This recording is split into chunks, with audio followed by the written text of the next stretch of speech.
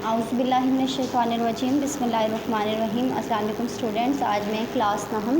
مبادیاتی تعلیم میں lecture number 6 دینے جا رہی ہوں۔ باب نمبر 1 تعلیم کے تصورات میں لیکچر نمبر 6۔ آج کے لیکچر میں ہم نے پڑھنا ہے کہ اسلامی تصور تعلیم کی خصوصیات کیا ہیں، اسلامی تصور تعلیم کی خصوصیات کیا ہیں، اور آگے میں نے اس کے پوائنٹس لکھ دیے ہیں، یہ اس کی خصوصیات ہیں، میں بھی آپ کو ایکسپلین بھی کر دوں گی۔ عبودیت کا شعور، رضائے الہی کا حصول، فکر آخرت کی نشو و نما، منصب خلافت کی اہلیت، افراد معاشرہ کی قیادت عالم کے لیے تیاری، کامیاب دنیاوی زندگی، سائنسی انداز فکر، یہ اس کی خصوصیات ہیں، 7 جو ہیں اس کی خصوصیات ہیں۔ ابھی ہم اس کے آگے پڑھیں گے کہ اس کا جو آگے اس کی ایکسپلینیشن پڑھتے ہیں، آگے میں آپ کو اس کو بتاتی ہوں۔ اسلامی تصور تعلیم کی خصوصیات: مختلف نظریہ حیات رکھنے والی اقوام یا معاشرے کے اپنے تعلیمی مقاصد خصوصیات ہوتی ہیں، جن کو وہ تعلیم کے ذریعے اپنی اگلی نسلوں تک پہنچانے کی کوشش کرتے ہیں۔ یعنی ہر ایک جو قوم یا معاشرہ ہے اس کی اپنی تعلیمی خصوصیات ہوتی ہیں، جن کو وہ تعلیم کے ذریعے اپنی اگلی نسلوں تک پہنچانے کی کوشش کرتے ہیں۔ اسلامی تعلیم کی درجہ ذیل نمایاں خصوصیات ہیں۔ عبودیت کا شعور، پہلا ہے عبودیت کا شعور۔ اسلام کے نزدیک سب سے بڑی قدر اللہ تعالیٰ کی عبادت ہے۔ اس لیے تعلیم کا بنیادی مقصد یہ ہوگا کہ افراد معاشرہ میں عبودیت کا شعور راسخ کیا جائے۔ قرآن مجید میں ارشاد خداوندی ہے، اور انسانوں جنوں کو صرف اس لیے پیدا کیا گیا ہے کہ وہ میری عبادت کریں۔ یعنی عبادت کا شعور ان کے اندر ہونا چاہیے کہ عبادت کا اصل مستحق کون ہے، یعنی کہ عبادت کس کی جائے۔ اللہ تعالیٰ کی سب سے بڑی قدر اللہ تعالیٰ کی عبادت ہے تعلیم میں، اور اس کے لیے انسان کے اندر یہ عقیدہ جو ہے وہ راسخ کیا جاتا ہے، یا اس کو اس بات کی سمجھ دی جاتی ہے کہ کیسے اس نے اپنے خدا کی عبادت کرنی ہے، اور اللہ تعالیٰ نے انسانوں جنوں کو صرف اپنی عبادت کے لیے پیدا کیا ہے۔ اگلا ہے رضائے الہی کا حصول، اللہ کی یعنی کہ اللہ کی رضا کا حاصل ہونا، اللہ تعالیٰ کی رضا حاصل کرنا۔ علم حاصل کرنے والوں سے خدا خوش ہوتا ہے۔ علم کے حصول کے لیے طلباء میں معرفت نفس، معرفت کائنات اور معرفت خدا کے اوصاف کی تشکیل ضروری ہوتی ہے۔ یعنی علم جو حاصل کرتے ہیں ان سے اللہ تعالیٰ خوش ہوتا ہے، اور طلباء کے اندر ان کے اپنے نفس کے بارے میں جاننا، معرفت یعنی کہ کسی چیز کے بارے میں کوئی علم آگاہی حاصل کرنا، اپنے نفس کے بارے میں ان کو معرفت حاصل ہو، اور کائنات کے بارے میں ان کو جان پہچان ہو، کائنات کے بارے میں وہ جانیں، اور خدا کے جو ہے خدا کی جو ہے اس خدا کی ذات کے بارے میں جانیں، اس کی عبادات کریں۔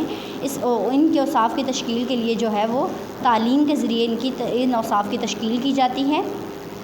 آگے ہے پوائنٹ نمبر 3 فکر آخرت کی نشو و نما، یعنی کہ آخرت جو ہے ہماری اس کی ہم نے فکر کرنی ہے۔ فکر آخرت جو ہے اس کی ہم نے کیسے اپنی نشو و نما آخرت کے لیے اپنے آپ کو کس طرح سے تیار کرنا ہے۔ یہ دنیا چند روز اور عارضی ہے، مومن اپنی اصل زندگی آخرت پر اپنی نظریں مرکوز رکھتا ہے۔ یعنی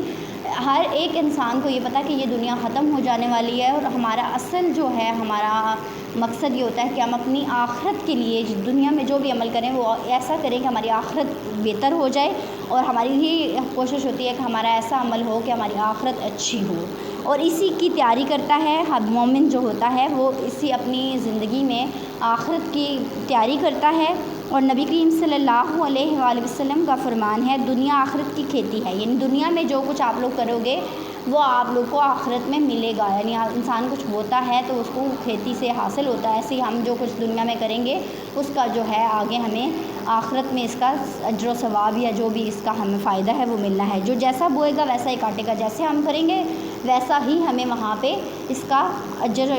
دیا جائے گا، ویسا ہی اس کا بدلہ ملے گا ہمیں۔ انسان کے اعمال کا بدلہ قیامت کے دن ملے گا۔ اس لیے مومن پر لازم ہے کہ دنیا میں نیک اعمال کرے، برے کاموں سے اجتناب کرے۔ یعنی انسان کو چاہیے کہ وہ دنیا میں اچھے کام کرے اور برے کام نہ کرے، اللہ کے احکامات بجا لائے تاکہ وہ آخرت میں سرخرو اور کامیاب ہو۔ اگر وہ نیک کام کرے گا تو تبھی وہ آخرت میں کامیاب اور سرخرو ہوگا۔ لہٰذا تعلیم کا مقصد یہ ہونا چاہیے کہ بچے کو نیکی کی طرف راغب کرے اور برے کاموں سے نفرت پیدا کرے تاکہ وہ اگلی دنیا میں جنت کے حقدار بنے۔ تعلیم کا مقصد یہی ہوتا ہے کہ ہم بچے کی نشو و نما اور اس کے کردار کی نشو و نما کرتے ہیں، اس کو ایک اچھا انسان بناتے ہیں، اس کو نیکی کی طرف نیکی کا راستہ دکھاتے ہیں، اور تعلیم کا یہی مقصد ہوتا ہے کہ اس کو آخرت کے لیے ہم لوگ تیار کریں کہ اس نے کیا نیک کام کرنے، اچھے کام کرنے، تاکہ وہ جنت جب جائے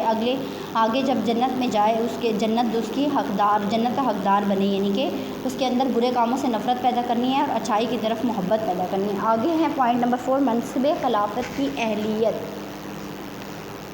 منصب خلافت کی اہلیت، مقاصد تعلیم کا ایک پہلو انسان کی منصب خلافت سے تعلق ہے، یعنی خلافت سے تعلق، اس کے اندر ایسی اہلیت پیدا کرنا کہ وہ خلافت کا حقدار ہو سکے۔ اسلامی نقطہ نظر سے انسان دنیا میں اللہ تعالیٰ کا خلیفہ ہے، اس حوالے سے جہاں یہ ضروری ہے کہ وہ اپنے حاکم اعلیٰ یعنی اللہ تعالیٰ کا تابع فرما ہو، وہاں یہ بھی ضروری ہے کہ دنیا پر حکمرانی کے قابل ہو۔ منصب خلافت کی اہلیت یعنی کہ کسی ملک پر حکومت کرنا یا کسی عوام پہ حکومت کرنا، اس کی اہلیت اس کے اندر ہونی چاہیے۔ تو اسلامی نقطہ نظر سے جو انسان ہے نا، وہ دنیا پہ اللہ تعالیٰ کا خلیفہ ہے، ٹھیک ہے، اس کے اپنے حاکم اعلیٰ اللہ تعالیٰ کا تابع فرمان ہو، اور وہاں ضروری یہ بھی ہے کہ وہ دنیا پر حکمرانی کے قابل ہو، اس کے اندر یہ بھی اہلیت پیدا کرنی ہے کہ وہ اللہ کا حکم مانے اور وہ دنیا پر حکمرانی کرنے کے قابل بھی ہو جائے۔ آگے ہے پوائنٹ نمبر 5، افراد معاشرہ کی قیادت عالم کے لیے تیاری۔ تعلیم کا ایک مقصد یہ بھی ہے کہ افراد معاشرہ کو دنیا کی قیادت کے لیے تیار کیا جائے، یعنی کہ قیادت، وہ دنیا کی حکمرانی جو ہے، افراد معاشرہ جو معاشرے کا فرد ہے، اس کو عالم میں جو پوری دنیا ہے اس کی قیادت کے لیے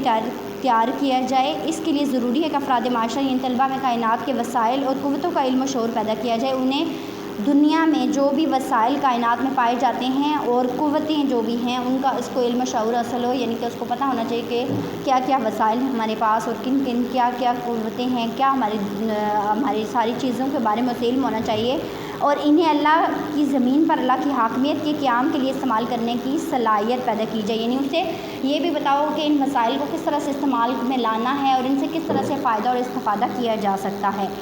آگے ہے پوائنٹ نمبر 6، کامیاب دنیاوی زندگی۔ اسلام ترک دین کی اجازت نہیں دیتا، رہبانیت کا دین نہیں، ہمارا اسلام جو ہے وہ کہتا ہے دین اور دنیا کو ایک ساتھ لے کے چلنا ہے۔ تو دنیاوی جو زندگی ہے اس کو کس طرح سے کامیاب بنانا ہے، تعلیم کے ذریعے بچے میں یہ شعور بھی پیدا کرنا ہے کہ آپ اپنی دنیاوی زندگی جو ہے اس کو کس طرح سے کامیاب بنا سکتے ہیں۔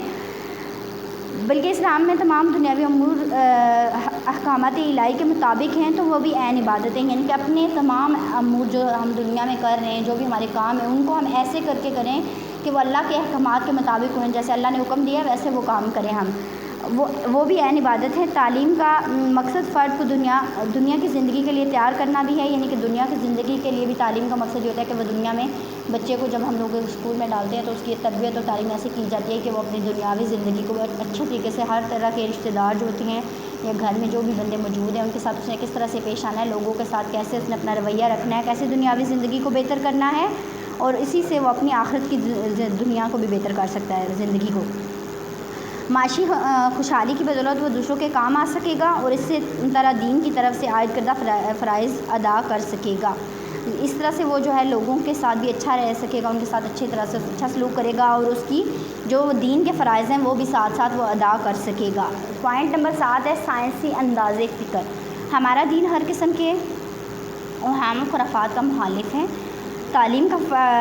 کا یہ فرض ہے کہ وہ بچوں میں سائنسی انداز فکر پیدا کریں، یعنی کہ ہمیں اس میں سائنسی انداز فکر پیدا کرنا چاہیے تاکہ وہ ہر بات کو عقل و تجربے کی کسوٹی پر رکھے اور باطل نظریات سے بچیں، یعنی اس کے اندر سائنسی انداز فکر ہم نے پیدا کرنا ہے بچے کو تعلیم کے ذریعے کہ وہ سائنس کے تجربات کو دیکھے اور ہر ایک بات کو مشاہدے میں لا کر پھر اس پر عمل کرے، یعنی کہ یہ نہیں کہ بنا سوچے سمجھے اس نے ہر کام کر لینا ہے، اس نے اس پہ سوچنا ہے، کچھ مشاہدہ کرنا ہے، پھر اس کو اپنے جو ہے عمل میں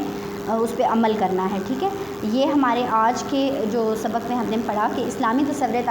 تعلیم کے خصوصیات کیا ہیں۔ سوال بھی آپ کا یہی ہے اور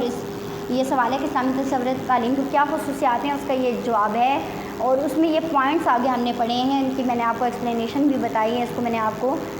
بتایا ہے، سارا سمجھایا بھی ہے۔ یہی آپ نے کام لکھنا بھی ہے، اسے یاد بھی کرنا ہے، ٹھیک ہے، اپنی نوٹ بکس پہ نوٹس بھی بنانے ہیں اس کے اور اسے یاد بھی کرنا ہے، اور یہی ہمارا آج کا سبق ہے۔ اور اگر آپ کو اس میں کچھ نہ سمجھ آئے تو آپ پوچھ بھی سکتے ہیں۔ بہت شکریہ، اللہ حافظ۔